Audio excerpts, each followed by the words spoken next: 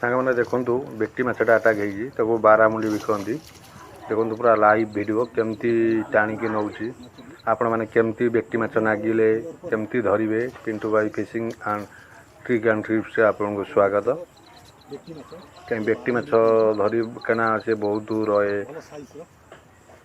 ମାନେ ଚାଲାକ, ବହୁତ ତରକା ମାଛ। କେମିତି ନାଗିଲେ କେମିତି ତାକୁ ଆପଣମାନେ ଉପରକୁ କ୍ୟାଚ୍ କରିବେ ଆଣିବେ।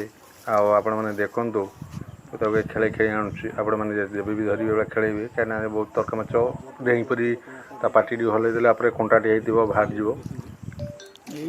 ବହୁ ଚାଲା ମୁଁ ଉପରକୁ ପକେଇଦେଲି, ଆପଣଙ୍କୁ ତ ଦେଖିବେ କେମିତି ଡେଉଁଛି। 1.5 କେଜି ଖଣ୍ଡ ବେଟି ହେବ। ଆଉ ବଢ଼ିଆ ରକମ ଆଟାକ୍ ହେଇଛି। ବହୁତ ଦିନ ପରେ ଏଠି ଫେଲର ପରେ ଆଜି ସକ୍ସେସ୍, ବହୁତ ଖୁସି ଲାଗୁଛି। 10-12 ଥର ଫେରିଲା ପରେ ଆଜି ସକ୍ସେସ୍। ବିଫଳତା ପଛରେ ହିଁ ସଫଳତାର ଚାବିକାଠି। ପୁରା ବେଟିଟି ହୀରା ପରି ଚମକୁଥିବା ବେଟି ମାଛ ପାଣିରେ ଥିଲାବେଳେ ବହୁତ ସୁନ୍ଦର ଲାଗୁଛି। ବେଟିଟା ପୁରା ଚିକ୍ ଚିକ୍ ଚିକ୍ ଚିକ୍ ଛାଡ଼ୁଛି। ହୀରା ପରି ଚମକୁଥିବା ବେଟି ମାଛ, ତାକୁ ବାରାମୁଣ୍ଡି ବି କହନ୍ତି। ଆପଣଙ୍କୁ ଏ ଭିଡ଼ିଓ ନିଶ୍ଚୟ ଭଲ ଲାଗିବ, ଲାଇଭ୍ ଭିଡ଼ିଓଟି। ଆଉ କେମିତି ଆପଣମାନେ ଧରିବେ, କେମିତି ତାକୁ ଇଏ କରିବେ, ମ୍ୟାନେଜ୍ କରିବେ, ମାନେ ଉପରକୁ ଆଣିବେ, କିଛିଟା ଆପଣମାନେ ଭିଡ଼ିଓରୁ ଜାଣିପାରିବେ। କାରଣ ବେଟି ମାଛ ଧରିବା ସାଧାରଣ ଲୋକଙ୍କ ପାଖରେ ସମ୍ଭବ ନୁହଁ। କାହିଁକିନା ସିଏ ନର୍ଭସରେ ଛାଡ଼ି ଦିଅନ୍ତି।